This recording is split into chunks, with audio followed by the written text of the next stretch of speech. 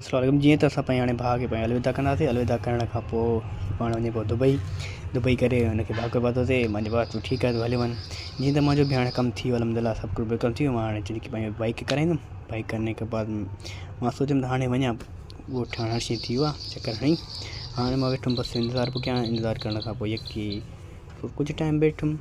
वेहण खां पोइ थोड़ा सा वीडियो पियो ठाहियां। वीडियो ठाहिण खां 5 मिंट लॻनि। मैं 5 मिंट खां पोइ वञी बस ते ॼाणा थो DMC वारी गाॾी जाने के फिर मां उथी हुन खां पोइ पुछा करणु हिनमहिल गाॾी एतिरो टाइम छो थी हाणे वञा त सही चेक करे अचां। वरी पोइ वीडियो भरियमि। पंहिंजो साथी घणा कस्टमर वेठा इंतज़ारु कनि पिया।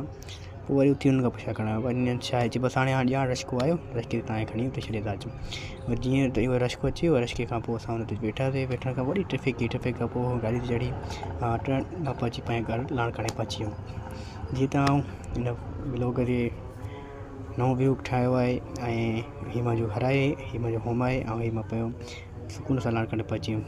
फैमिली का बग़ैर ऊंधा हाणे पहुची वियासीं अलहमदिल्ला। न्यू ब्लॉग इंशाल्लाह दुबई होगा। खुदा हाफ़िज़।